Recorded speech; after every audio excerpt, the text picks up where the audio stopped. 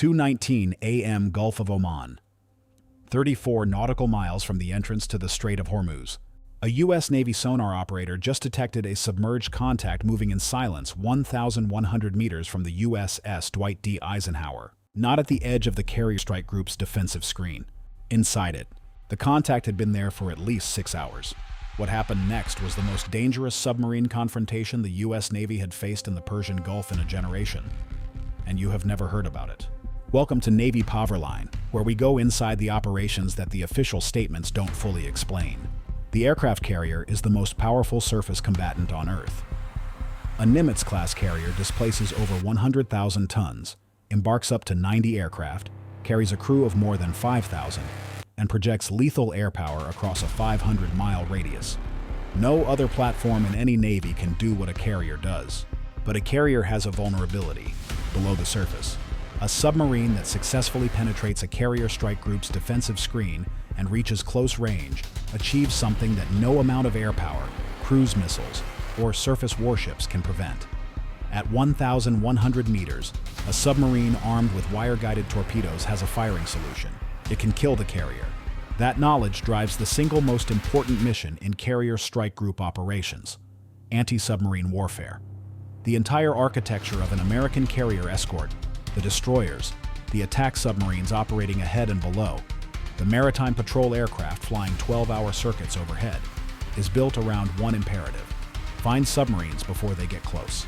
On this deployment, the Eisenhower strike group had been operating in the Gulf of Oman for 23 days, conducting flight operations in support of regional deterrence. The strike group's ASW screen consisted of 2 Arleigh Burke-class destroyers, 1 Virginia-class attack submarine operating on a classified track approximately 15 nautical miles ahead of the carrier, and periodic P-8 Poseidon maritime patrol aircraft sorties from a shore-based detachment. The coverage looked comprehensive on a briefing chart. The problem was the environment. The Gulf of Oman is acoustically difficult water. The convergent zone patterns that make deep ocean submarine tracking reliable do not apply in the shallow, temperature-layered water of the Gulf region. The thermal gradient between surface and depth creates sound channeling effects that can mask a submarine's acoustic signature in specific geometries. An experienced crew on a slow-moving, quiet submarine can exploit those gradients. The Iranian Kilo-class submarine had been doing exactly that for 6 days. Iran operates 3 Project 877 EKM Kilo-class submarines acquired from Russia between 1992 and 1997. The Kilo is often called the Black Hole submarine, a nickname that originated in the Russian Navy and refers to its exceptionally low acoustic signature when running on its electric drive at slow speed. On batteries, with a careful crew, moving at 3 to 4 knots through favorable thermal layers, a Kilo can be extraordinarily difficult to detect. The Iranian Kilo had entered the Gulf of Oman 11 days before the incident. Its departure from Bandar Abbas was observed by satellite. Standard tracking tasking was assigned. The submarine was expected to conduct a transit to exercise areas south of the strait, a pattern consistent with previous deployments. The satellite track was lost after 36 hours when the boat submerged in deep water east of Keshem Island. No further confirmed contact was established. This is the point where the failure happened, and understanding why is essential to understanding what followed. The Virginia-class attack submarine that was supposed to be the carrier group's primary ASW asset had been repositioned 72 hours earlier.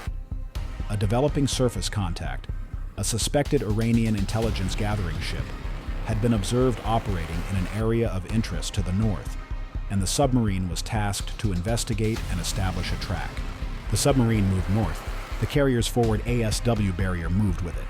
The gap that opened in the southern approach sector was not formally logged as a coverage deficit. The assumption in the operations center was that the P-8 Poseidon sorties and the destroyer screen provided sufficient coverage for a threat that was assessed as moderate likelihood southern sector. The Kilo found the gap.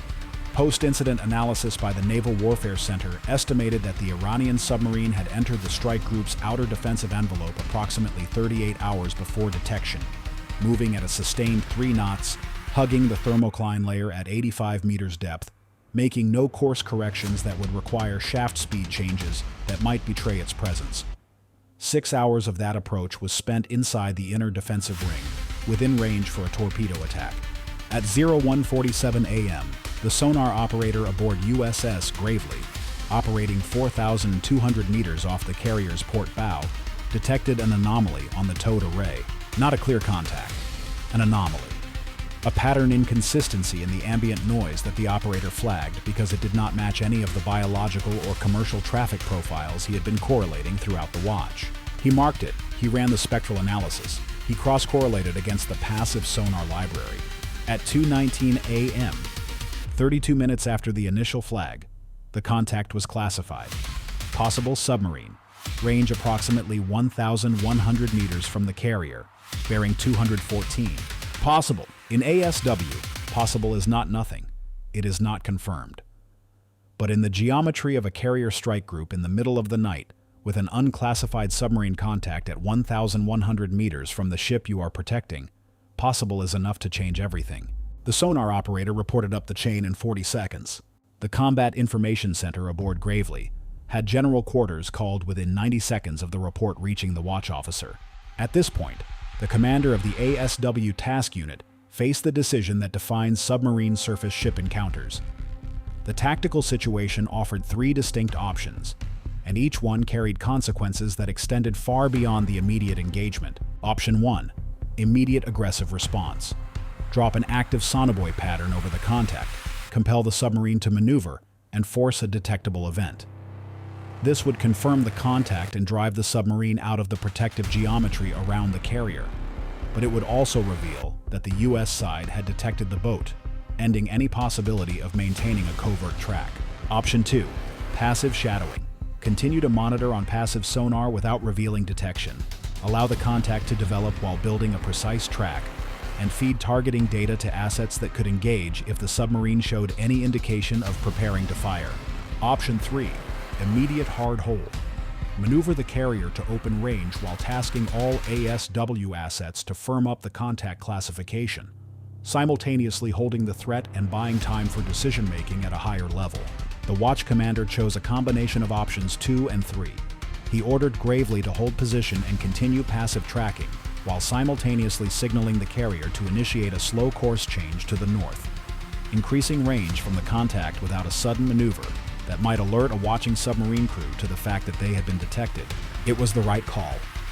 It would also become the most debated tactical decision of the incident. The carrier began its slow turn. Aboard the Kilo, something changed. At 02:31, the passive sonar track from Gravely showed the submarine contact increasing its depth from approximately 85 meters to 130 meters. Then a subtle increase in ambient noise from the contact bearing, consistent with a speed increase from 3 to approximately 5 knots. The Kilo was moving, the working assessment in Gravely's CIC. The submarine crew had detected the carrier's course change, suspected that their position was compromised, and was beginning a repositioning maneuver. They were not surfacing, they were not running, they were maneuvering.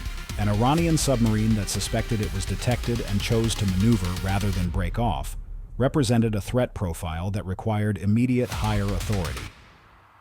The situation report reached 5th Fleet at 02:37. It reached the Pentagon watch floor at 02:44. The ASW coordination conference call was opened by 0251. On that call, naval commanders were looking at a specific and genuinely dangerous situation. A foreign submarine inside a U.S. carrier strike group's defensive screen that appeared to be aware it had been detected and was choosing to stay in the fight. The Virginia-class attack submarine operating to the north was ordered to immediately break off from its current task and close on the carrier's position at best speed. Best speed for a Virginia-class on electric drive, approximately 25 knots submerged. Distance to cover, 22 nautical miles. Time to arrive, approximately 53 minutes. For 53 minutes, the nearest capable ASW asset that could prosecute the contact was en route. The P-8 Poseidon was launched from its shore base at 0255. Flight time to the operating area, 41 minutes. For those minutes, Gravely was the only asset with a track on the Iranian submarine. At 0303, the sonar track showed the Kilo at a depth of approximately 100 meters on a heading that was taking it away from the carrier, northwest, toward Iranian territorial waters. Speed estimate, 6 knots. The submarine appeared to be withdrawing. The CIC aboard Gravely tracked the contact for another 47 minutes. The trace grew progressively weaker, consistent with a boat increasing range at slow speed. At 0351, the contact fell below the detection threshold of the towed array. The P-8 arrived on station at 0336 and deployed a sonobuoy pattern across the last confirmed bearing. The buoys picked up a faint trace for approximately 18 minutes, then nothing. The Virginia-class submarine arrived in the area at 0418 and began a systematic search. No further contact was established. The Kilo was gone. The Eisenhower and its strike group departed the operating area the following day, 24 hours ahead of the scheduled transition to the next phase of the deployment. The official reason given in the operational log was scheduled maintenance period. This was technically true in the sense that scheduled maintenance had been planned. The timing, however, was driven by the previous night's events. In the days that followed, the incident was reviewed at every level from the ship's ASW team to Naval Forces Central Command. The review was not punitive in its framing. It was forensic. How had a Kilo-class submarine penetrated the defensive screen without earlier detection? At what point did the coverage gap become tactically significant? What would have happened if the sonar operator aboard Gravely had not flagged the anomaly at 0147? The answers to the first two questions pointed to systemic issues: the repositioning of the Virginia-class asset, the acoustic environment, and the specific thermal structure of the Gulf of Oman in that season. All of these were documented and addressed in updated ASW planning guidance. The answer to the third question was not documented anywhere. It was understood. What the Iranian Kilo had achieved, regardless of intent, was a proof of concept. An aging diesel-electric submarine, operated carefully by a trained crew with knowledge of local acoustic conditions, had penetrated an American carrier strike group's defensive screen and reached a position from which it could have fired. Whether the crew intended to fire was never established. Whether the operation was a deliberate ambush preparation or a surveillance mission designed to test the limits of U.S. detection capability, intelligence analysts could not determine this with confidence. What they could confirm was the following. The Kilo had been in an optimal torpedo attack position. The Type 53-65 wake-homing torpedo carried by Iranian Kilos has an effective range of approximately 19 kilometers in its standard configuration. At 1,100 meters from a 100,000-ton carrier, any competent crew had a targeting solution. The decision not to fire, if it was a decision, and not simply the boat breaking off when it suspected detection, was made by the Iranian commander. American carriers move through the Gulf on a regular rotation as part of continuous forward presence operations. The deterrence logic requires visible presence. The presence creates exposure. The exposure, in Gulf waters with the acoustic challenges that Gulf waters present, is not zero risk. The investigation also examined a secondary question that had been raised in the conference call at 0251. What would the rules of engagement have permitted if the Iranian submarine had shown indicators of preparing to fire? The legal and operational answer was not straightforward. An unidentified submarine contact showing no overt hostile act, no weapons deployment, no targeting emissions, is a different ROE threshold than a vessel that has already launched. The submarine had not launched. It had approached to within 1,100 meters of a carrier and then left. Under the rules of engagement governing that deployment, the U.S. side had not been authorized to prosecute an attack based on position and proximity alone. This is the most uncomfortable part of the incident. The Iranian submarine commander had either perfect knowledge of American ROE thresholds or very good intuition about them. He had penetrated the screen, held a firing position, and withdrawn without triggering a lethal response. From his perspective, the operation was a success regardless of what the mission objective actually was. In naval intelligence circles, this incident is referred to by a designation that is not publicly known. In naval planning circles, it changed how Carrier Strike Group ASW coverage is structured in the Gulf of Oman. The sonar operator aboard Gravely, who flagged the anomaly at 0147, who ran the spectral analysis, who cross-correlated against the library, who spent 32 minutes building enough confidence in the contact to report it, was later recognized by the strike group commander in a non-public ceremony. He is the reason the story ended this way. A different operator on a different watch might not have flagged the anomaly. The thermal environment made the contact faint. The signature was not clean. Most experienced sonar operators in that situation would have logged it as possible biologics and continued the watch. He flagged it anyway. That instinct, The willingness to report something uncertain when the consequences of being wrong in one direction are catastrophic is what ASW training is supposed to produce. It is the human element of a system full of sensors, algorithms, and processing power. At the end of the chain, a 23-year-old petty officer looking at a spectral display at 0147 in the morning decided that the anomaly was worth reporting. The carrier is still operating today.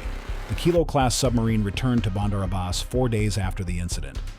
Satellite imagery confirmed its arrival. No visible damage. No apparent degradation in operational readiness. Somewhere aboard that submarine, a commander who had spent 6 days in difficult acoustic water, who had navigated through a carrier strike group's defensive screen, who had achieved what the textbooks would call an unsupported approach to within torpedo range of a nuclear-powered aircraft carrier. That commander filed a report. The content of that report is unknown.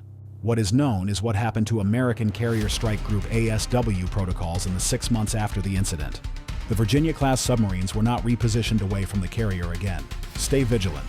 Stay informed. I'll see you in the next one.